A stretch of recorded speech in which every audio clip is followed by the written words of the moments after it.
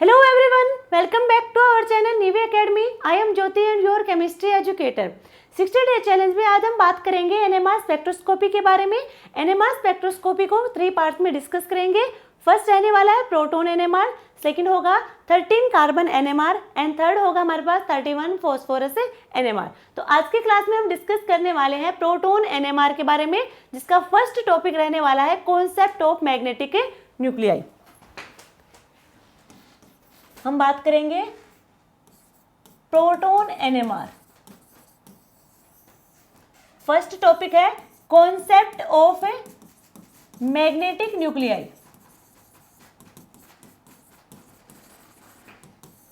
सबसे पहले बात करें मैग्नेटिक न्यूक्लियाई क्या है। वो न्यूक्लियाई जो मैग्नेट की तरह बिहेव करे, वो न्यूक्लियाई जो मैग्नेट की तरह बिहेव करे वो होगी मैग्नेटिक न्यूक्लियाई। और यहाँ पे जो प्रोटॉन होंगे वो अपनी ही स्पिन के अराउंड रोटेट करेंगे। ठीक है, प्रोटॉन अपनी ही स्पिन के अराउंड रोटेट करेंगे। Magnetic nuclei, any nuclei with spin, any nuclei with spin will behave like a magnet. जो मैग्नेट की तरह बिहेव शो करे वो न्यूक्लियाई होगी हमारे पास है मैग्नेटिक न्यूक्लियाई। हमें बात करनी है यहाँ पे जो मैग्नेटिक न्यूक्लियाई होगी, या फिर हम बात करें न्यूक्लियाई कब हमारे पास एनएमआर एक्टिव शो करी होगी और कब एनएमआर इनएक्टिव होगी, वो देखो। A nuclei to be NMR active, एक न्यूक्लियाई कब एनएमआर एक्टिव होगी, या तो वहां पे स्पिन होगी, इट शुड बी मैग्नेटिक। यहां पे जो न्यूक्लियाई होगी वो मैग्नेटिक होगी, और सेकंड कंडीशन होगी it should be non zero, it should be non zero.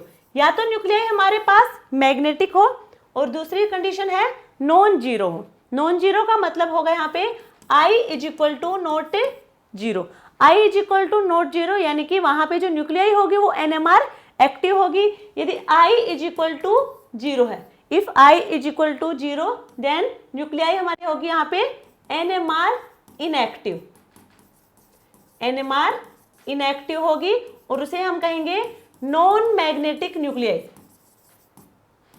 Known as non magnetic nuclei.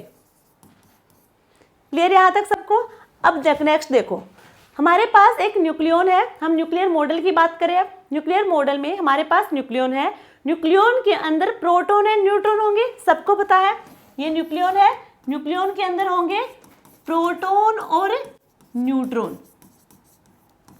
जब हम प्रोटॉन एंड न्यूट्रॉन को फिल करने के बाद, जब हम प्रोटॉन एंड न्यूट्रॉन को फिल करेंगे ऑर्बिटल के अंदर, तो उन्हें फिल करने के बाद हमारे पास जो अनपेयर्ड इलेक्ट्रॉन रहेंगे, जो रिमेनिंग ऑफ अनपेयर्ड इलेक्ट्रॉन होंगे, वही यहाँ पे हमारे पास है स्पिन ऑफ न्यूक्लियस होंगे, spin of nucleus. Unpaired electron of proton and unpaired electron of unpaired of neutron, इन दोनों का जो सम होगा वो होंगे हमारे पास है स्पिन ऑफ न्यूक्लियस। प्रोटॉन और न्यूट्रॉन ये होंगे न्यूक्लियस में। प्रोटॉन और न्यूट्रॉन को फिल करने के बाद जो हमारे पास अनपेयर्ड इलेक्ट्रॉन होंगे वही होंगे हमारे यहाँ पे स्पिन ऑफ न्यूक्लियस, यानी कि न्यूक्लियाई का जो स्पिन होगा वो होंगे unpaired of proton plus unpaired of neutron. Clear यहां तक सबको। एग्जाम्पल देखो एक है, जैसे कि हमारे पास है 6, हमारे पास कार्बन का है, ठीक है, जहां पे 12 एटॉमिक मास है। अब यहाँ पे हम बात करें प्रोटॉन, तो प्रोटॉन होंगे एटॉमिक नंबर के इक्वल यानी कि 6। न्यूट्रॉन की बात करें 12 माइनस 6 यानी कि 6। इनको हम पेयर करेंगे, पेयर के बाद क्या यहाँ पे कोई अनपेयर्ड इलेक्ट्रॉन रहेगा, एक भी अनपेयर्ड इलेक्ट्रॉन नहीं होगा, नो अनपेयर्ड इलेक्ट्रॉन, कोई भी अनपेयर्ड इलेक्ट्रॉन नहीं होगा, तो यहाँ पे स्पिन ऑफ न्यूक्लियाई होगी जीरो, स्पिन ऑफ न्यूक्लियाई होगी जीरो। 13 की बात करें हम, 13 हमारा आइसोटोपिक कार्बन होगा। 13 कार्बन की बात करेंगे तो यहाँ पे प्रोटॉन होगा 6, न्यूट्रॉन होंगे 13 माइनस 6 यानी कि 7। अब यहाँ पे इनको हम पेयर करेंगे, इनको फिल करेंगे तो यहाँ पे हमारे 6 तो होंगे पेयर में, ठीक है। अब यहाँ पे न्यूट्रॉन्स में से एक होगा हमारे पास अनपेयर्ड, एक अनपेयर्ड होगा और यही हमारे पास होगा स्पिन ऑफ ए न्यूक्लियस, न्यूक्लियर स्पिन यही होगा। जो अनपेयर्ड होंगे वो होंगे स्पिन ऑफ ए न्यूक्लियस। तो ये यहाँ पे हमने बात की है कॉन्सेप्ट ऑफ मैग्नेटिक न्यूक्लियाई के बारे में। अच्छा, इसी में देखो, मान लीजिए हमारे पास है प्रोटॉन है, ये न्यूट्रॉन है, आई स्पिन, और एग्जाम्पल देखेंगे हम स्पिन न्यूक्लियस की। यदि हमारे पास प्रोटॉन ओड है, न्यूट्रॉन भी ओड है, ओड नंबर में है, यदि प्रोटॉन ओड और न्यूट्रॉन इवन नंबर में है, थर्ड कंडीशन हो सकती है प्रोटॉन इवन में हो, न्यूट्रॉन ओड में हो, एंड लास्ट कंडीशन हो सकती है कि दोनों ही इवन में हो, प्रोटॉन भी इवन में हो एंड न्यूट्रॉन भी इवन में हो। तो यहाँ पे आई हमारे पास इनकी तो होगी नहीं। अब यहाँ पे इनकी हम आई की बात करें तो यहाँ आई होगी 1/2 और इनमें इवन में आई होगी हमारी 0 के इक्वल। इसके एग्जाम्पल देखें हम, इवन ओड यानी कि आई इज इक्वल टू 1/2। देखो ये हुआ हमारे पास कार्बन 13 का लिया हमने। प्रोटॉन यहाँ पे 6 है, न्यूट्रॉन होंगे यहाँ पे 13 माइनस 6 यानी कि 7, ये ओड में है, ये है इवन में। इसका एग्जाम्पल हम देखें, इवन का 6, 12, ठीक है। प्रोटॉन यहाँ पे 6 और न्यूट्रॉन भी यहाँ पे 6, दोनों यहाँ पे होंगे 6 और यहाँ पे एक भी अनपेयर्ड इलेक्ट्रॉन प्रेजेंट नहीं होगा। क्लियर यहाँ तक सबको। नेक्स्ट हम बात करेंगे spin energy level, spin energy level in magnetic nuclei. अभी तो हमने बात की मैग्नेटिक न्यूक्लियाई है क्या, अब हम इसकी स्पिन एनर्जी लेवल के बारे में बात करेंगे। देखो स्पिन एनर्जी लेवल क्या होगा, स्पिन एनर्जी की हम बात करें +½ एंड -½ यही होगी, +½ एंड -½ ये हमने लिखी यहाँ पे, ये हमारे पास है ±½ ठीक है। ये हमारे पास है एनर्जी, स्पिन एनर्जी। जब तक यहाँ पे एक्सटर्नल मैग्नेटिक फील्ड अप्लाई नहीं किया है, जब तक एक्सटर्नल मैग्नेटिक फील्ड अप्लाई नहीं किया है तब तक इन दोनों की एनर्जी +½ एंड -½ दोनों ही एनर्जी यहाँ पे डीजनरेट होंगी, दोनों की एनर्जी सेम होगी। डीजनरेट का मतलब होगा सेम होंगी, यानी कि in the absence of external magnetic field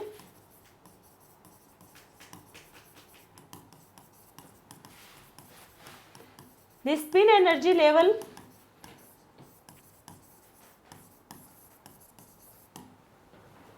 of magnetic nuclei remain degenerate, ठीक है।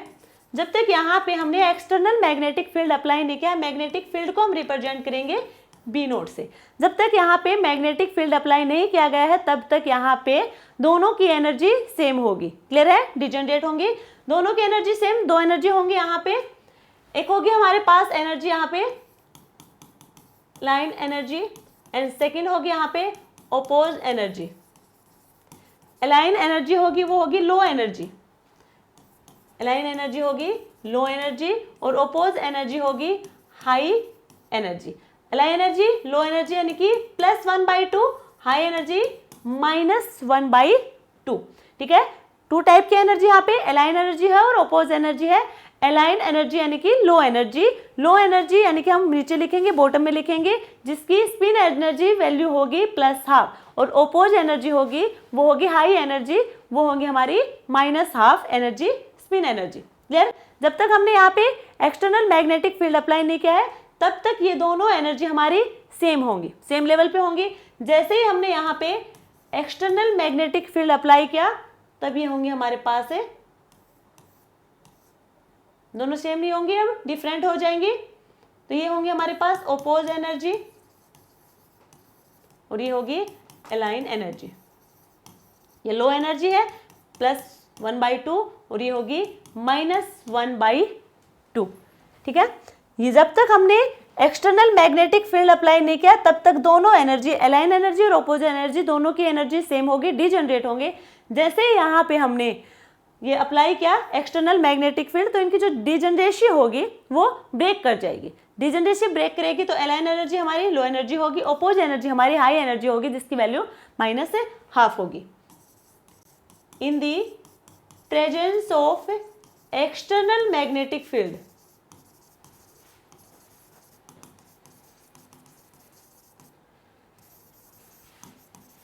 degeneration of spin energy level gets break। Clear यहाँ तक? ये हमने बात की है spin energy level in magnetic nuclear. तो यहाँ पे हमने इनका क्या दिखा दिया, जो हमारी डिजनरेशन थी यहाँ पे इनकी एनर्जी की, वो यहाँ पे ब्रेक करेगी। जैसे यहाँ पे एनर्जी ब्रेक करेगी, कैसे ब्रेक की है, पहले सेम थी दोनों, +-½ दोनों एनर्जी सेम थे। जैसे यहाँ पे मैग्नेटिक फील्ड अप्लाई किया, डिजनरेसी ब्रेक हुई। डिजनरेसी ब्रेक हुई तो यहाँ पे डिस्टेंस देखो, इन दोनों के बीच में गैप है। अब यहाँ पे जो गैप है ये होगा डेल ई, और ये जो डेल ई होगा एनर्जी होगी, ये डायरेक्टली प्रोपोर्शनल होगी B0 यानी कि मैग्नेटिक फील्ड के। जितना मैग्नेटिक फील्ड यहाँ पे अप्लाई करेंगे उतने ही ज्यादा यहाँ पे डेल ई होगा, यानी कि डेल ई डायरेक्टली प्रोपोर्शनल होगा B0 के। डेल ई डायरेक्टली प्रोपोर्शनल होगा डेल पी के, डेल पी के डायरेक्टली होगा तो डेल पी भी क्या होगा, डायरेक्टली प्रोपोर्शनल B0 के। ये डेल पी क्या है, ये है पॉपुलेशन डिफरेंस,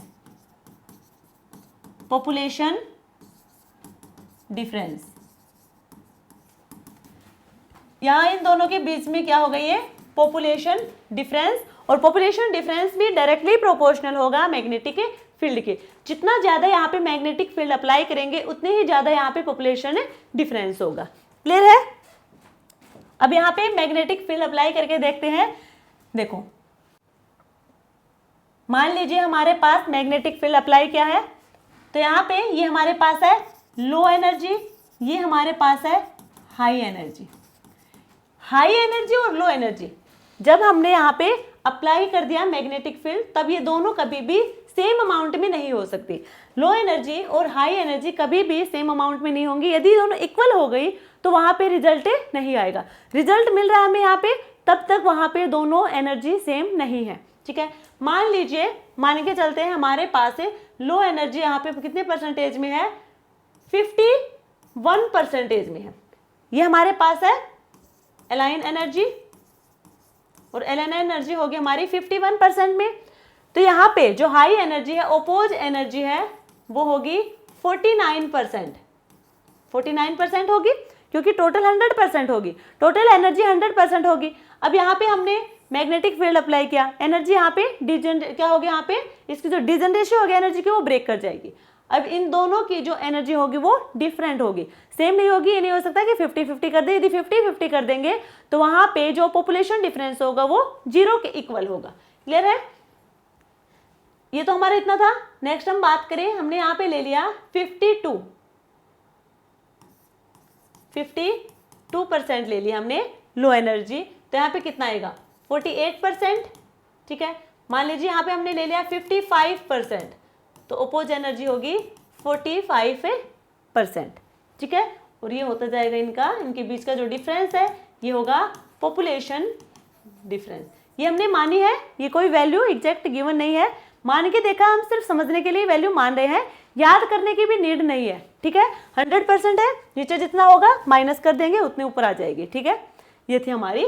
और जितना जितना ज़्यादा हम मैग्नेटिक फील्ड अप्लाई करते जाएंगे उतने ही ज़्यादा यहाँ पे हमारी पॉपुलेशन डिफरेंस होगा वो इंक्रीज करता जाएगा, क्योंकि वो डायरेक्टली प्रोपोर्शनल होगा मैग्नेटिक फील्ड के। क्लियर यहाँ तक सबको?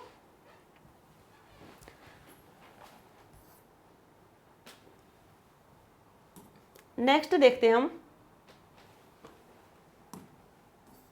थर्ड टॉपिक हमारे पास होगा पॉपुलेशन डिफरेंस। ये पॉपुलेशन डिफरेंस है क्या? पॉपुलेशन डिफरेंस जिसे हम रिप्रेजेंट करेंगे डेल पी से, ये हमारे पास है प्लस माइनस हाफ एनर्जी। जब तक यहाँ पे हमने एक्सटर्नल मैग्नेटिक फील्ड अप्लाई नहीं किया है तब तक दोनों की एनर्जी यहाँ पे डिजनरेट रहेगी, सेम एनर्जी रहेगी। जैसे ही यहाँ पे हमने मैग्नेटिक फील्ड को अप्लाई किया डिजनरेट हो जाएगी, डिजनरेट होगी यहाँ पे, ठीक है, इतना सबको पता है। अब यहाँ पे हम बात करें, ये हमारे पास थी लो एनर्जी, ये है हाई एनर्जी, ओपोज एनर्जी, और ये होगी अलाइन एनर्जी। यहाँ पे हमने माना कि यहाँ पे जो लो एनर्जी की वैल्यू होगी वो होगी 99.99%, 99.99%। तो यहाँ पे जो हमारी हाई वैल्यू होगी, हाई एनर्जी होगी, वो होगी 0.001%। 0.001%, दोनों इक्वल नहीं होंगी। देखो मान लीजिए हमारे पास 50 और ये 50 है, तो क्या होगा यहाँ पे पॉपुलेशन डिफरेंस होगा, वो होगा 0 ppm के इक्वल, 0 ppm के इक्वल हो जाएगा, ठीक है। और हमें पॉपुलेशन डिफरेंस कुछ चाहिए होगा, मैग्नेटिक फील्ड अप्लाई करेंगे तो इनमें क्या होगा, पॉपुलेशन डिफरेंस आएगा, चाहे वो थोड़ा बहुत हो बट आएगा यहाँ पे, ये हमने लिए। अब मान लीजिए हमारे पास पॉपुलेशन डिफरेंस लो एनर्जी की वैल्यू होगी, वो होगी 99.995%, तो यहाँ पे होगी हमारे पास 0.005%। यहाँ पे क्या हो गए डेल ई, ठीक है, एनर्जी डिफरेंस होगा, यहाँ पे भी क्या होगा डेल ई। यहाँ पे मैक्सिमम डेल ई हुआ, मैक्सिमम डेल ई, देखो डिफरेंस इतना तो हो ही सकता है, कम से कम इतना डिफरेंस तो होगा ही, ठीक है, क्योंकि इससे ज्यादा कर देंगे तो यहाँ पे 100 हो जाएगा, ऊपर क्या हो जाएगा फिर 0 हो जाएगा, तो कम से कम इतना तो होगी ही हमारे पास low energy and high energy. तो डेल ई यहाँ पे सबसे ज्यादा होगी, मैक्सिमम डेल ई यहाँ पे होगी, और मैक्सिमम डेल ई हमारी यहाँ पे होगी -90, 10 की पावर -90, ये डेल ई है, डेल पी हमने नहीं बताया है। डेल पी हम यहाँ पे क्या करेंगे, इनको माइनस करेंगे, डेल पी आ जाएगा 99.999 -0.001, हाँ इसको हम माइनस करेंगे तो हमारे डेल पी की वैल्यू आ जाएगी। अब यहाँ पे बात करें तो डेल ई यहाँ पे होगा 10 की पावर -20। यदि हम बात करें कि हमारे पास है लो एनर्जी है 80% एंड हाई एनर्जी है 20%, तो यहाँ पे भी डेल पी क्या करेंगे, माइनस कर देंगे, 80 - 20 कितना होगा 60% हो जाएगा। डेल ई की बात करें, डेल ई होगा 10 की पावर -23। क्लियर। नेक्स्ट,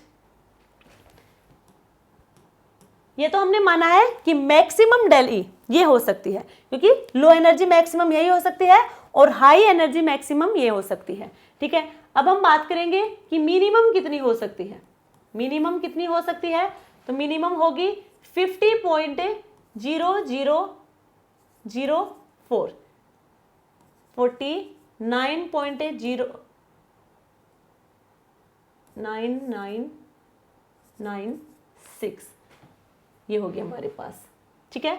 ये होगी मिनिमम लो एनर्जी और ये होगी minimum high energy, maximum high energy और मिनिमम लो एनर्जी, ठीक है, ये हो सकती है। अब इन दोनों के बीच का हम पॉपुलेशन डिफरेंस देखें डेल पी, तो डेल पी होगा यहाँ पे 50.0004, 49.9996, यहाँ पे होगा 8000.0, यानी कि ये होगा हमारे पास पॉपुलेशन डिफरेंस 0.0008%।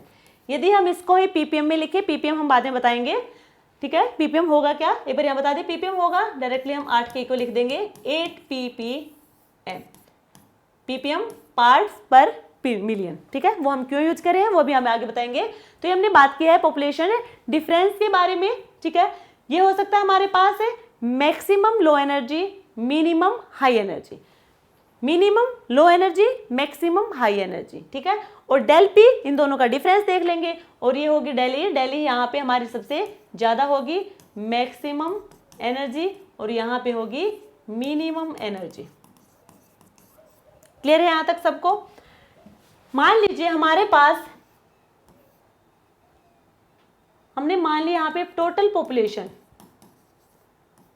पॉपुलेशन है हमारे पास है 10 की पावर 6, टोटल पॉपुलेशन हमने मानी यहाँ पे 10 की पावर 6 है, ठीक है, हमने मैग्नेटिक फील्ड अप्लाई नहीं किया, मैग्नेटिक फील्ड अप्लाई नहीं करेंगे तो एनर्जी क्या रहेगी, सेम रहेगी। जैसे यहाँ पे हमने मैग्नेटिक फील्ड अप्लाई किया, सिर्फ एक ही अप्लाई किया है, ठीक है, एक मैग्नेटिक फील्ड यहाँ पे अप्लाई किया हमने, तो ये होगी हमारे पास है अलाइन एनर्जी और ये होगी ओपोज एनर्जी, ठीक है। यहाँ पे हम बात कर रहे हैं जो हमारी अलाइन एनर्जी होगी वो मिनिमम और ओपोज एनर्जी की मैक्सिमम की बात करते हैं, जो अभी हमने बात की थी 50.004 एंड 49.9996, इतना परसेंटेज हमने ले लिया, परसेंटेज में होंगी। तो यहाँ पे पॉपुलेशन डिफरेंस हमने कैलकुलेट किया था 0.0008%, ये था पॉपुलेशन डिफरेंस। देखो ये वैल्यू जो है याद करने की नीड नहीं है, सिर्फ कॉन्सेप्ट को समझना है। हम बात करें यहाँ पे जो हमारा पॉपुलेशन डिफरेंस है उसको समझाने की। मान लीजिए हमने यहाँ पे टोटल पॉपुलेशन 10⁶ लिया है, तो यहाँ पे पॉपुलेशन डिफरेंस आएगा ये। अब हमने यहाँ पे पॉपुलेशन जो टोटल पॉपुलेशन है वो हमने 10⁶ लिया है, ठीक है। बट अब की बार जो यहाँ पे मैग्नेटिक फील्ड अप्लाई करेंगे वो हमने 2 अप्लाई किए हैं, मैग्नेटिक फील्ड लिए हैं 2 मैग्नेटिक फील्ड अप्लाई किए हैं। तो यहाँ पे भाई low energy, high energy, del p होगा यहाँ पे 0.008 इंटू 2, क्योंकि ये तो एक ही मैग्नेटिक फील्ड अप्लाई करेंगे तब आएगी पॉपुलेशन डिफरेंस, 2 करेंगे तो मल्टीप्लाई करेंगे 2 से 0.0016%, 2 से करेंगे तो ये हमारे पास है वैल्यू आएगी पॉपुलेशन डिफरेंस की। एक और है यहाँ पे, मान लीजिए टोटल पॉपुलेशन हमारे पास है 2 × 10⁶। अब की बार हमने टोटल पॉपुलेशन डिफरेंस लिया वो है 2 × 10⁶। मैग्नेटिक फील्ड हमने भाई एक ही अप्लाई किया है, लो energy and high energy 50.0004 49.9996%। Population difference होगा यहाँ पे 0.0016 या फिर हम कहें 16 ppm। यहाँ पे भी क्या होगा 16 ppm। वैल्यू याद नहीं रखनी है, जो यहाँ पे कॉन्सेप्ट है वो देखो क्या है। जब हम पॉपुलेशन डिफरेंस जो टोटल पॉपुलेशन होगा, जब हम टोटल पॉपुलेशन को इंक्रीज करेंगे, हमने इंक्रीज किया यहाँ पे 10⁶ था, यहाँ पे कितना लिया 2 × 10⁶, यानी कि टोटल पॉपुलेशन को हम इंक्रीज करेंगे तो यहाँ पे पॉपुलेशन डिफरेंस भी इंक्रीज होगा, पॉपुलेशन डिफरेंस से इंक्रीज होगा। अब हम बात करें कि हमने पॉपुलेशन टोटल पॉपुलेशन तो हमने वही ले लिया, बट मैग्नेटिक फील्ड को हमने इंक्रीज कर दिया। मैग्नेटिक फील्ड को हमने इंक्रीज किया तो यहाँ पे हमारे पास ये पॉपुलेशन डिफरेंस इंक्रीज हुआ। यहाँ से देखो टोटल पॉपुलेशन सेम है, बट यहाँ पे हमारे पास पॉपुलेशन डिफरेंस इंक्रीज होगा क्योंकि मैग्नेटिक फील्ड को हमने इंक्रीज किया है, तो यहाँ पे पॉपुलेशन डिफरेंस से इंक्रीज होगा। चाहे हम टोटल पॉपुलेशन को इंक्रीज करें, चाहे हम मैग्नेटिक फील्ड को इंक्रीज करें, दोनों ही केस में हमारा पॉपुलेशन डिफरेंस से इंक्रीज होगा। क्लियर है, टोटल पॉपुलेशन इंक्रीज हुआ तो भी पॉपुलेशन डिफरेंस इंक्रीज होगा, मैग्नेटिक फील्ड इंक्रीज करेंगे तो भी हमारा पॉपुलेशन डिफरेंस से इंक्रीज होगा। मेन कॉन्सेप्ट ये था, वैल्यू हमें याद नहीं करनी। क्लियर यहाँ तक सबको? तो ये हमने बात की है यहाँ पे पॉपुलेशन डिफरेंस की। नेक्स्ट कॉन्सेप्ट होगा जनरेशन ऑफ एनएमआर सिग्नल। अब एनएमआर सिग्नल कैसे जनरेट होगा वो हमें देखना है। यहाँ पे देखो कैसे जनरेट होगा, हमारे पास है देखो ये एक्स एक्सिस है, स्टैंडर्ड वैल्यू स्टैंडर्ड पोजीशन मान के चलेंगे, वाई एक्सिस है और जेड एक्सिस है। एक्स वाई और जेड एक्सिस है, इनकी ऑपोजिट हम बात करें तो ये माइनस में, ये माइनस जेड और ये होगा माइनस एक्स। ठीक है, तो हम एनएमआर सिग्नल के बारे में बात करेंगे। देखो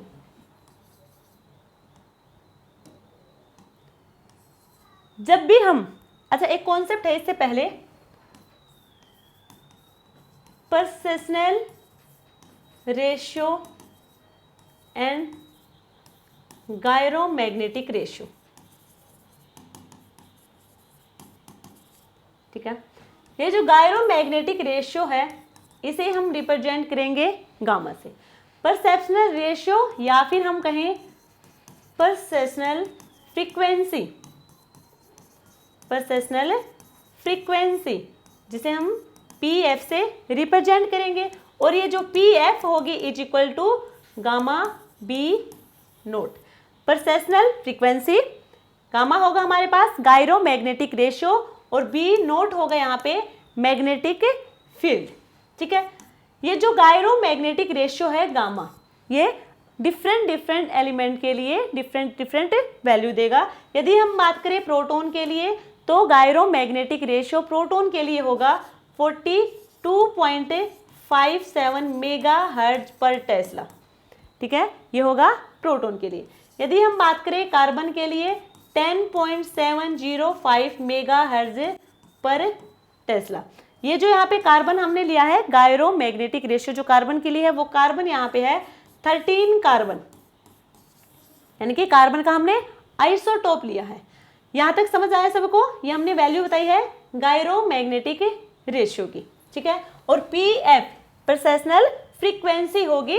आगे जाके इस परसेशनल फ्रीक्वेंसी को ही हम PPM में रिप्रेजेंट करेंगे, यानी कि इसको मॉडिफाई करके PPM में लिख देंगे। वही हमने जो पॉपुलेशन डिफरेंस में यूनिट मानी थी वो PPM है, पार्ट्स पर मिलियन, और वो PPM इस PF का ही मॉडिफाइड फॉर्म है। ठीक है, तो ये जो हमारी गायरोमैग्नेटिक रेशियो होगी, वैल्यू होगी, ये अलग अलग एलिमेंट की अलग अलग होगी, डिफरेंट होगी। क्लियर यहाँ तक सबको? अब यहाँ पे हम बात करें कि ये तो हमने लिखी है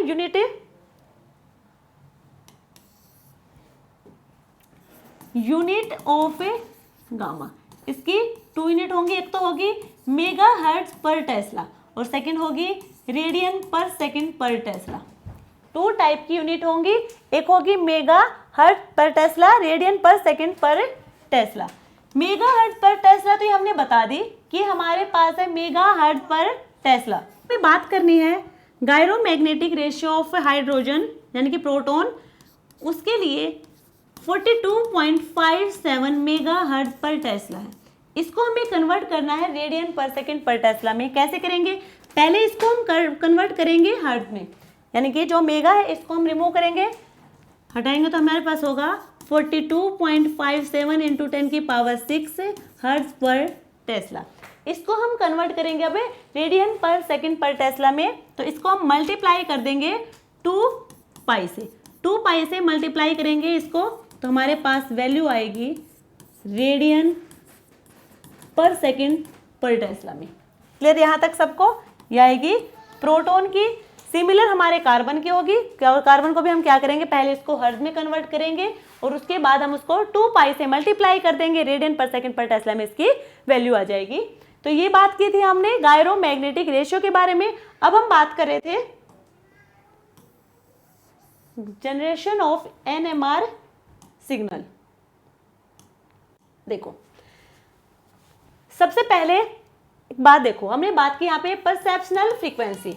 परसेप्शनल प्रोटॉन है, जैसे कि प्रोटॉन को हमने बताया था वो अपनी स्पिन के राउंड रोटेट करेगा, खुद की ही स्पिन के राउंड रोटेट करेगा। वैसे परसेप्शनल फ्रीक्वेंसी होगी वो रोटेट करेगा मैग्नेटिक फील्ड के अलोंग। जो हमारी मैग्नेटिक फील्ड, जो हम मैग्नेटिक फील्ड अप्लाई करेंगे और जो मैग्नेटिक फील्ड अप्लाई करेंगे वो करेंगे जेड एक्सिस के ऊपर। मैग्नेटिक फील्ड अप्लाई करेंगे जेड एक्सिस के अलोंग, यानी कि इसी डायरेक्शन में हम मैग्नेटिक फील्ड अप्लाई करेंगे और मैग्नेटिक फील्ड के अलोंग परसेप्शनल फ्रीक्वेंसी हमारी रोटेट करेगी इस टाइप से। क्लियर? ये होगी हमारी परसेप्शनल फ्रीक्वेंसी। यहाँ पे हमारे पास म्यू होगी, ये एक्स और वाई के बीच में हमारे पास मान लीजिए ये है म्यू। तो ये हमने सिर्फ बताया, हमने यहाँ पे अभी मैग्नेटिक फील्ड अप्लाई नहीं किया, ये बताया कि मैग्नेटिक फील्ड अप्लाई होगा हमारे जेड एक्सिस के अलोंग। ठीक है, अभी हमने अप्लाई नहीं किया है, अप्लाई नहीं किया तब तक हमारे पास होगा इस फॉर्म में ग्राफ। जैसे हम यहाँ पे मैग्नेटिक फील्ड अप्लाई कर देंगे, एनर्जी होगी यहाँ पे absorb, energy is absorb, energy absorb होगी और जो म्यू होगा ये ऑपोजिट डायरेक्शन में चला जाएगा। ये डिफरेंस होगा यहाँ पे, ये वाई है, ये जेड है, ये एक्स है। ठीक है, और अब हमारे पास है ये होगा म्यू, म्यू आएगा ऑपोजिट डायरेक्शन में, ये डिफरेंस है यहाँ पे। ठीक है, और पीएफ होगा यानी कि परसेप्शनल फ्रीक्वेंसी होगी वो अलोंग होगी हमारे मैग्नेटिक जेड एक्सिस के अलोंग होगी, मैग्नेटिक फील्ड के अलोंग होगी, और मैग्नेटिक फील्ड होगा हमारा जेड एक्सिस के अलोंग। क्लियर यहाँ तक सबको? ये हमने बात की है यहाँ पे, ठीक है। जैसे हमने यहाँ पे पीएफ को देख लिया, पोसेशनल फ्रीक्वेंसी को देख लिया, मैग्नेटिक फील्ड को हमने देख लिया, यहाँ पे ये मैग्नेटिक फील्ड होगा, ठीक है। यहाँ पे हमने देखा, ये हमने यहाँ पे मैग्नेटिक फील्ड को अप्लाई किया, उसके साथ साथ हमने यहाँ पे एक्स एक्सिस के अलोंग, देखो मैग्नेटिक फील्ड होगा जेड एक्सिस के अलोंग, एक्स एक्सिस के अलोंग और वाई एक्सिस, इन दोनों में से किसी एक के भी अलोंग, एक्स एक्सिस या फिर वाई एक्सिस के अलोंग हम यहाँ पे radio frequency R F, radio frequency apply करेंगे यहाँ पे, तब यहाँ पे म्यू हमारा ऑपोजिट डायरेक्शन में चला जाएगा और number of radio frequency equal होंगे पीएफ के,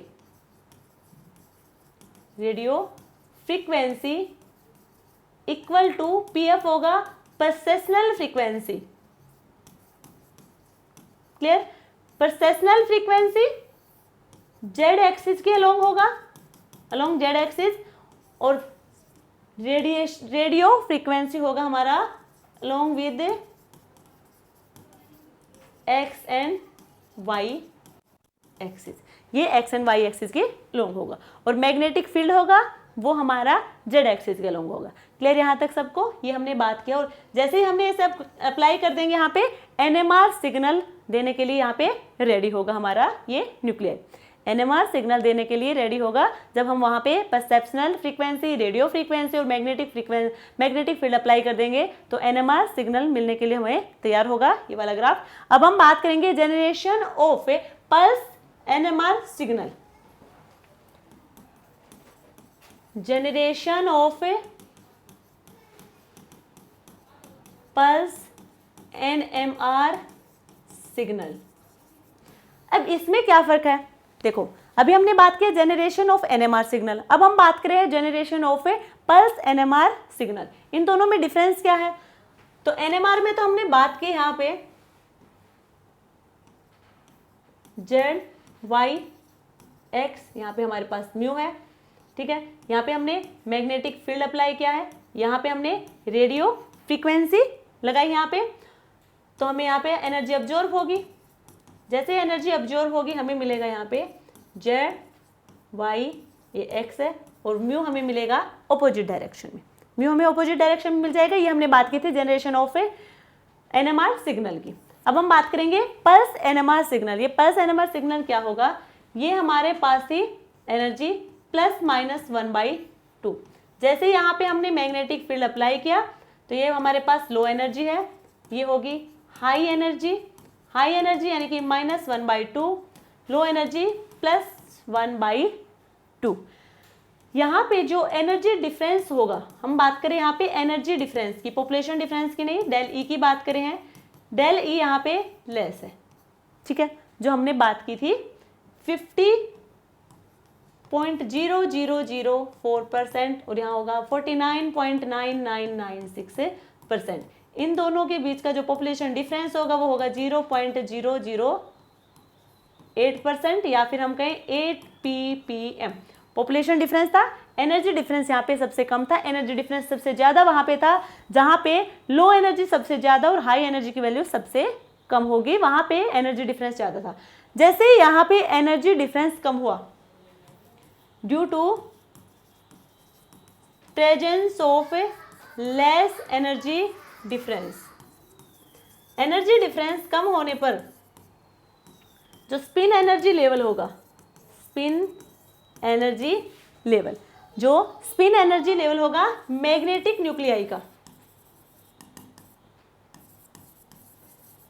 वो अब यहां पे सैचुरेशन दिखाएगा, सैचुरेशन दिखाएगा। सैचुरेशन का मतलब होगा यहाँ पे जो पॉपुलेशन डिफरेंस होगा वो हो जाएगा सेम, सैचुरेशन पॉइंट पे पॉपुलेशन डिफरेंस हमारा सेम हो जाएगा। तो यहाँ पे देखो पल्स एनएमआर सिग्नल हमें दिखाई देंगे और वो जो पल्स एनएमआर सिग्नल होंगे वो कुछ माइक्रो सेकंड के लिए होंगे, जो पल्स एनएमआर सिग्नल होंगे वो कुछ माइक्रो सेकंड के लिए होंगे। कैसे होंगे देखो, ये हमारे पास है interval of RF, R F होगा हमारा रेडियो फ्रीक्वेंसी, इधर होगा हमारे पास है टाइम। देखो यहाँ पे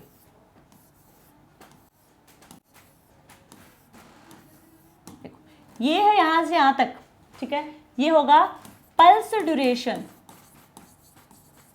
या फिर हम कहें पल्स टाइम, ये होगा पल्स टाइम। इन दोनों के बीच का जो डिफरेंस होगा वो होगा पल्स इंटरवल, पल्स इंटरवल। अब यहाँ पे जो पल्स टाइम होगा, पल्स ड्यूरेशन होगा, वो होगा माइक्रो सेकेंड में, सिर्फ और सिर्फ माइक्रो सेकेंड में होगा, और जो पल्स इंटरवल होगा वो होगा सेकेंड में। तभी हमने बताया कि एनर्जी डिफरेंस कम होने की वजह से वहां पे जो स्पिन एनर्जी लेवल होगा मैग्नेटिक न्यूक्लियाई का वो सैचुरेशन हो जाएगा, यानी कि वहां पे जो एनएमआर सिग्नल होंगे वो क्या हो जाएंगे, थोड़ी देर के लिए गायब हो जाएंगे, और उनको वापस लाने के लिए जो एनएमआर सिग्नल होंगे वो थोड़ी देर के लिए वहां से डिसअपियर हो जाएंगे। उन्हें वापस लाने के लिए हम यहाँ पे क्या करते हैं, फिर जो सैचुरेशन होता है उसको इग्नोर करते, अवॉइड करते हैं। समझ आया हमने क्या बताया अभी यहाँ पे? देखो एनर्जी डिफरेंस कम होने की वजह से जो हमारे पास यहाँ पे स्पिन एनर्जी लेवल होगा मैग्नेटिक न्यूक्लियाई का वो सैचुरेशन हो जाएगा, यानी कि वहां पे जो पॉपुलेशन डिफरेंस होगा वो सेम रहेगा। पॉपुलेशन डिफरेंस सेम रहेगा तो यहाँ पे जो एनएमआर सिग्नल होंगे, हमें क्या मिल रहे थे, एनएमआर सिग्नल मिल रहे थे, एनएमआर सिग्नल यहाँ पे डिसअपियर हो जाएंगे, ये होंगे डिसअपियर।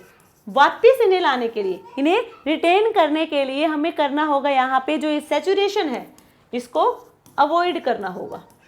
कुछ माइक्रो सेकंड के लिए की बात है ये, सिर्फ कुछ माइक्रो सेकंड के लिए, क्योंकि यहाँ पे हमने कहा कि पल्स टाइम और पल्स ड्यूरेशन इसको हम रिप्रेजेंट करते हैं माइक्रो सेकंड में। तो यहाँ पे जो ये एनएमआर सिग्नल डिसअपियर होगा, ठीक है, और ये कुछ माइक्रो सेकंड के लिए होता है। वापस से इसे लाने के लिए हमें यहाँ पे इस सैचुरेशन को अवॉइड करना होगा, और सैचुरेशन को अवॉइड करने के बाद हमें मिल जाएगा एक टाइम के लिए यहाँ पे मिलेगा pulse NMR signal. Pulse NMR signal हमें मिलेगा और वो होते हैं कुछ इस टाइप से। ये होगा पल्स ड्यूरेशन, जिसे हम पल्स टाइम भी कह सकते हैं, इसकी यूनिट होगी माइक्रो सेकंड में। इनके बीच की जो डिस्टेंस होगी एक पल्स से दो, यानी कि ये एक पल्स है, ये हमारा नेक्स्ट पल्स है, पल्स एनएमआर सिग्नल है।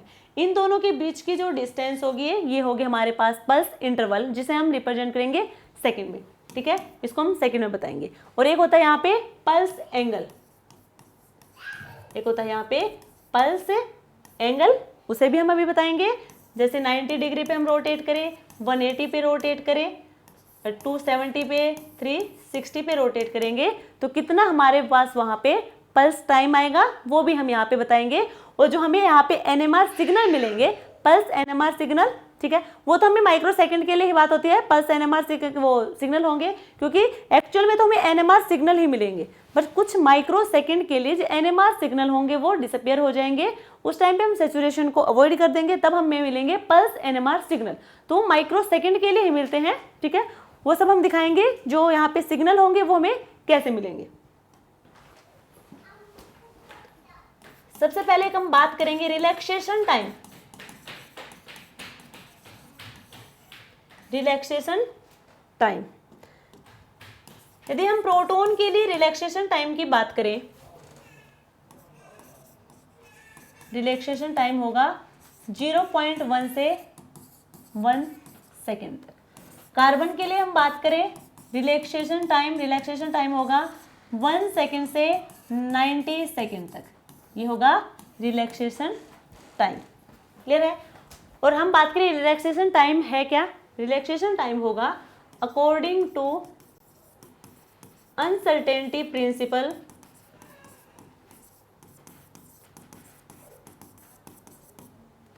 del T del V is equal to H/2y।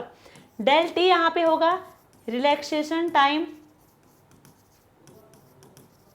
और del V होगा सिग्नल विड्थ, यानी कि जो सिग्नल विड्थ होगी एनएमआर की, सिग्नल विड्थ होगी एनएमआर की, वो डिपेंड करेगी रिलैक्सेशन टाइम पे। और रिलैक्सेशन टाइम होगा वो इसका क्या होगा, हमारे पास जो अनसर्टेनिटी प्रिंसिपल के अकॉर्डिंग रिलैक्सेशन टाइम और सिग्नल विड्थ होंगे h/2 के इक्वल। जब यहाँ पे डेल टी इंक्रीज करेगा तो डेल वी डिक्रीज करेगा, डेल टी इंक्रीज करेगा, डेल वी डिक्रीज करेगा। यदि हम बात करें प्रोटॉन एंड कार्बन के लिए, प्रोटॉन एंड, अच्छा इससे पहले देखो रिलैक्सेशन टाइम 2 टाइप के देखेंगे, high relaxation time and low relaxation time. High relaxation time and low relaxation time. जब रिलैक्सेशन टाइम ज्यादा होगा उस टाइम पे सिग्नल विड्थ कम होगी, लेस सिग्नल विड्थ, और लो रिलैक्सेशन टाइम पे सिग्नल विड्थ ज्यादा होगी, सिग्नल विड्थ ज्यादा होगी। तो यहां पे अनसर्टेनिटी डिक्रीज होगी और यहाँ पे अनसर्टेनिटी इंक्रीज होगी, अनसर्टेनिटी इंक्रीज होगी। क्लियर यहाँ तक सबको? ठीक है, ये हम बात कर रहे थे रिलैक्सेशन टाइम के बारे में। अब हम बात करेंगे पल्स एंगल।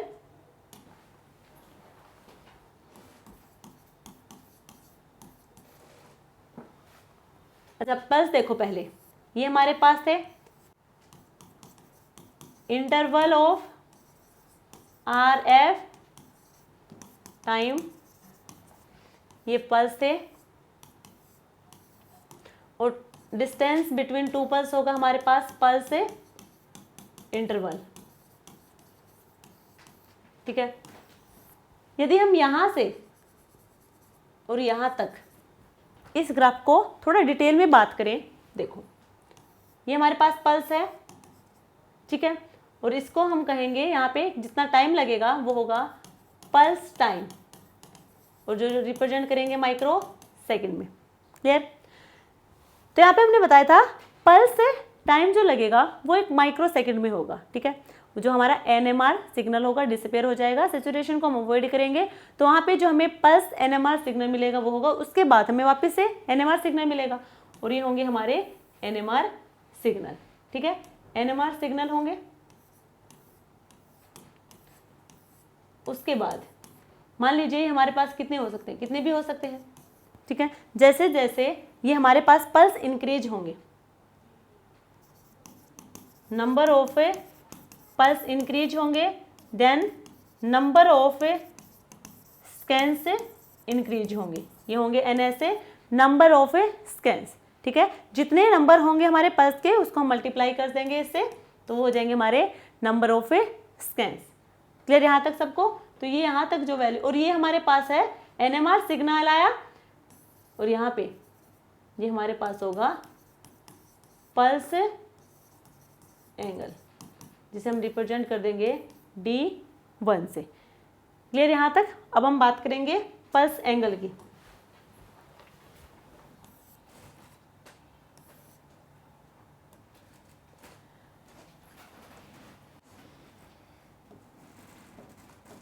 पल्स एंगल से पहले देखो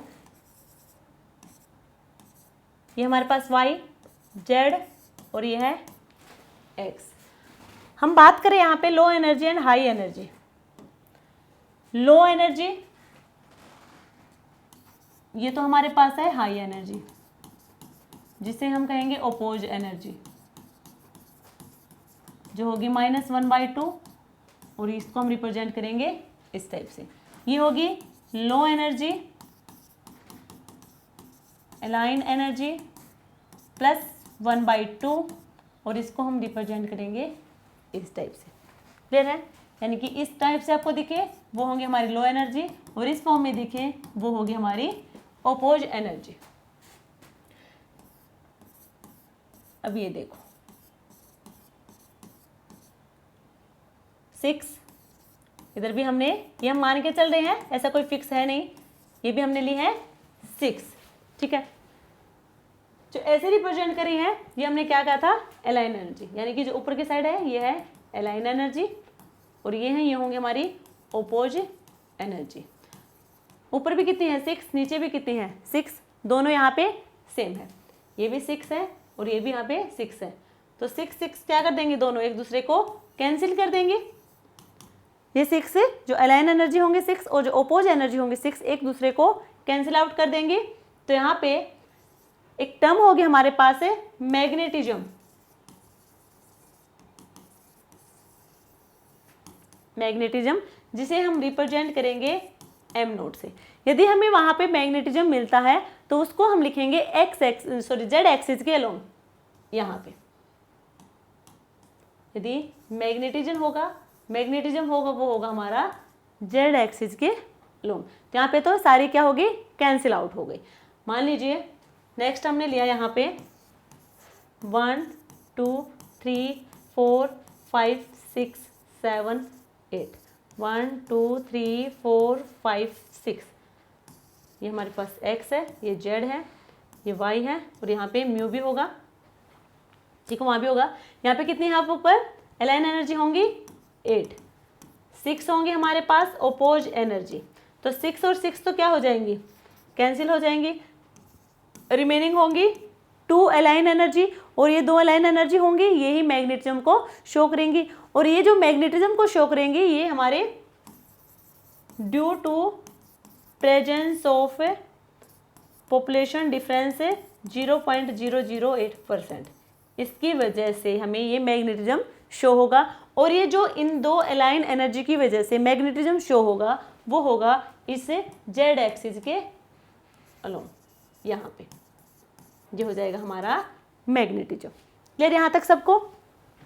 अब हम बात करें यहीं पे पल्स एंगल की बात करें थे। तो मान लीजिए ये z है, y है, x है, ये होगा म्यू और यहाँ पे हमारे पास है मैग्नेटिज्म, ये होगा मैग्नेटिज्म z एक्सिस के लोग है। इसको हमने रोटेट किया, ये जो हमारा मैग्नेटिज्म है इसको हम रोटेट करेंगे 90 डिग्री पे। 90 डिग्री पे हमने इसे रोटेट करवा दिया। जैसे ही 90 डिग्री पे रोटेट करवाया तो हमें मिलेगा, ये म्यू है, ये x और अब आएगा मैग्नेटिज्म हमारा y पे, z से y पे आ गया। जैसे हमने 90 डिग्री पे रोटेट किया तो जो मैग्नेटिज्म होगा वो आएगा y पे। अब बात ये है कि हम वापस से y से z पे लेके जाएंगे, तो क्या ये 90 डिग्री करवा देंगे तो वापस चला जाएगा ऐसे ही डायरेक्टली? नहीं जाएगा। x y z mu z y x mu. देखो यहाँ पे था मैग्नेटिज्म, इसको हमने 90 डिग्री पे रोटेट किया, 90 डिग्री पे रोटेट किया तो यहाँ पे आएगा एक्स वाई और जेड के बीच में 90 डिग्री का एंगल होगा, जेड से आएगा वाई पे। अब ये आया हमारा मैग्नेटिज्म, ये मैग्नेटिज्म है। अब वापिस से हमें वाई से जेड एक्सिस पे लेके जाना है, वापिस से हमें जेड पे लेके जाना है। तो कैसे लेके जाएंगे? क्या डायरेक्टली जाएगा? डायरेक्टली नहीं जाएगा। तो फिर कैसे जाएगा वो देखो, ये जाएगा ऐसे वाई पे है, ये जाएगा ऐसे धीरे धीरे घूम के, ये जाएगा वापस से अब यहाँ पे जेड पे। तो अब ये जाएगा स्लोली, ठीक है, वो 90 डिग्री पे डायरेक्टली चला जाएगा। वाई से वापस जेड पे जाने के लिए इसे टाइम लगेगा, धीरे धीरे ये जाएगा यहाँ पे। Clear? X y z magnetism, ठीक है। यदि इसको हम 90 डिग्री पे रोटेट करेंगे, 90 डिग्री पे रोटेट करेंगे आएगा वाई पे,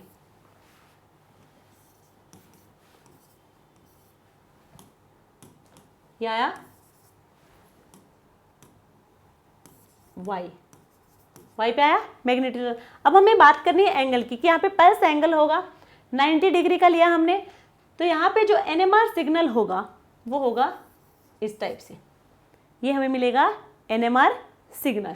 जब हम जेड एक्सिस पे हमारे पास है मैग्नेटिज्म, 90 डिग्री पे रोटेट करेंगे इसको तो मैग्नेटिज्म होगा हमारा वाई एक्सिस पे, हमें मिलेगा एनएमआर सिग्नल इस टाइप से।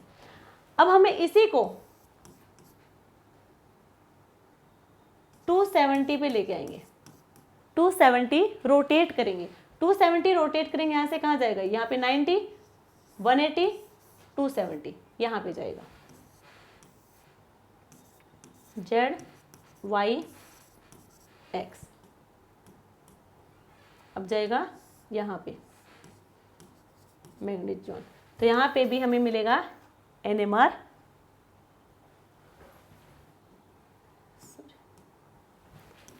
ये क्या गया, इधर तो प्लस वाई है, क्या गया माइनस वाई, यानी कि NMR सिग्नल हमें मिलेगा इस टाइप से। ठीक है, ये तो अभी था हमारे पास प्लस वाई में, यदि प्लस जेड में था तो भी हमें कैसे मिलेगा, ऐसे, यदि minus y minus x minus z की तरफ जाएगा तो हमें NMR मिलेंगे इस टाइप से। यार यहाँ तक सबको, तो ये हमारे पास होंगे NMR,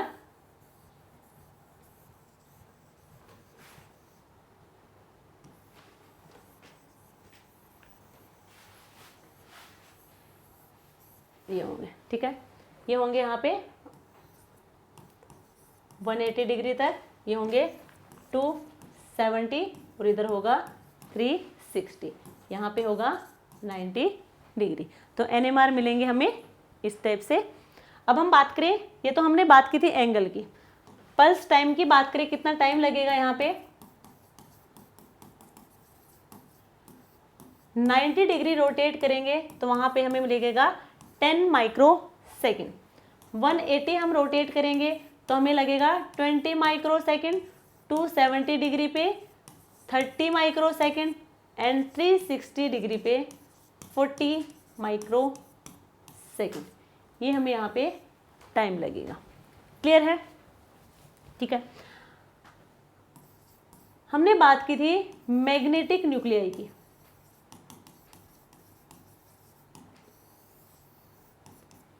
ठीक है, ये तो हमने बात की सिंपली।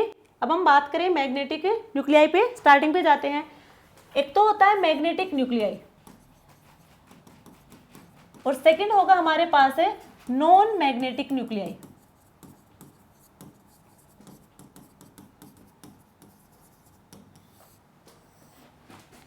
मैग्नेटिक न्यूक्लियाई जहां पे I is equal to not zero, जो कि नॉन जीरो होगा।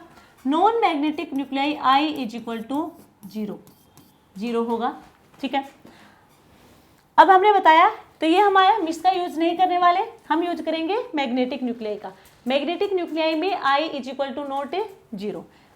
इसकी बेस शेप के अकॉर्डिंग बात करें, on the basis of shape के बेस पे बात करेंगे तो मैग्नेटिक न्यूक्लियाई होगा टू टाइप्स का, spherical and non spherical, spherical nuclei and non spherical nuclei.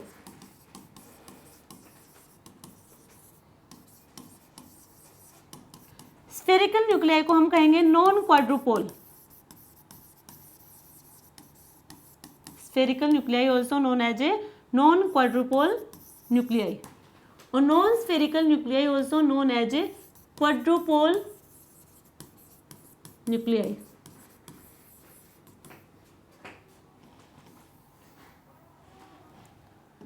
Non quadrupole जिसमें I की वैल्यू होगी 1/2 के इक्वल। क्वाड्रुपोल न्यूक्लियाई में I is equal to greater than 1/2, I greater than क्या होगा 1/2। ठीक है, तो 1/2 के इक्वल होंगे हमारे पास non quadrupole nuclei. Non quadrupole nuclei भी टू टाइप के होंगे, एक होगा हमारे पास कंसंट्रेटेड न्यूक्लियाई एंड सेकंड होगा dilute nuclei. Concentrated nuclei and dilute nuclei. ठीक है, यहाँ पे हम बात करें क्वाड्रुपोल न्यूक्लियाई जहाँ पे I की वैल्यू होगी ग्रेटर देन 1/2, यानी कि 1/2 से ज़्यादा 1 हो सकती है, 3/2 हो सकती है, 2 हो सकती है, 5/2 एंड 3। तो यहाँ पे देखो, इसके एग्जाम्पल की बात करें हम, 2 हाइड्रोजन जिसका मास क्या होगा 2, या फिर हम कहें ड्यूटेरियम, वहाँ पे I की वैल्यू होगी 1। नेक्स्ट हम बात करें नाइट्रोजन, 14 नाइट्रोजन एंड 11 बोरोन और 10 बोरोन। बोरोन के दोनों हमने ले लिए, आइसोटोप भी ले लिए। नाइट्रोजन के लिए I की वैल्यू 1, बोरोन के लिए I की वैल्यू होगी 3/2 और 10 बोरोन के लिए I की वैल्यू होगी 3। ये होंगे जो कि ग्रेटर देन 1/2 है। इधर हम बात करें कंसंट्रेटेड न्यूक्लियाई और डाइल्यूट न्यूक्लियाई के बारे में। तो कंसंट्रेटेड न्यूक्लियाई के एग्जाम्पल होंगे यहाँ पे। कंसंट्रेटेड न्यूक्लियाई है, इसका मतलब यहाँ पे हमें बात करें इसके नेचुरल अबंडेंस। यहाँ पे हमें इन दोनों की परसेंटेज नेचुरल अबंडेंस के बारे में बात करनी है। तो पहले हम बात करें यदि फॉस्फोरस और फ्लोरीन, फॉस्फोरस एंड फ्लोरीन दोनों होंगे 100%। इनका नेचुरल अबंडेंस होगा 100%। ठीक है। बात करें डाइल्यूट न्यूक्लियाई में होगा, और यहाँ पे हाइड्रोजन का भी होगा, 99.99 होगा, जिसको हम 100 के इक्वल ही लिख देंगे। डाइल्यूट न्यूक्लियाई में होंगे हमारे पास 13 carbon, 15 nitrogen, 29 silicon, 119 tin, 199 mercury. ये जिनकी जो न्यूक्लियाई होंगे, ये जो आइसोटोप होंगे, ये होंगे डाइल्यूट न्यूक्लियाई।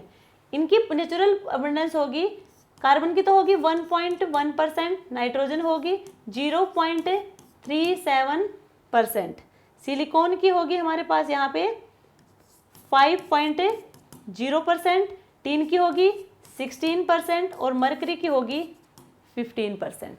ये होगी इनकी natural abundance. Magnetic nuclei, non magnetic nuclei. Magnetic nuclei जहाँ पे I की वैल्यू होगी नॉन जीरो, और नॉन मैग्नेटिक न्यूक्लियाई जहाँ पे I की वैल्यू होगी 0 के इक्वल। ठीक है। मैग्नेटिक न्यूक्लियाई शेप के अकॉर्डिंग हम इसकी बात करेंगे, 2 टाइप के होंगे, नॉन क्वाड्रुपोल, क्वाड्रुपोल। क्वाड्रुपोल को फर्दर से हमने 2 टाइप से, यानी कि नॉन क्वाड्रुपोल को फर्दर से 2 टाइप में हमने बात की, इसकी कंसंट्रेटेड और डाइल्यूट न्यूक्लियाई। इनमें हम बात करेंगे इनकी परसेंटेज नेचुरल अबंडेंस के बारे में। तो ये हमने बात की है मैग्नेटिक न्यूक्लियाई के बारे में। ठीक है, ये हमने कुछ इनकी नेचुरल अबंडेंस के बारे में बात की है। नेक्स्ट क्लास में हम सिग्नल निकालना देखेंगे, सिग्नल कैसे कैलकुलेट करते हैं, केमिकल शिफ्ट क्या होगी, स्प्लिटिंग कैसे होगी, मल्टीप्लिसिटी कैसे होगी, और कपलिंग के बारे में बात करेंगे। कपलिंग कांस्टेंट यानी कि जे की वैल्यू क्या होगी, कार्पलस इक्वेशन, ये सब हम नेक्स्ट क्लास में डिस्कस कर लेंगे। देन प्रोटॉन एनएम हमारा कंप्लीट हो जाएगा। Thank you.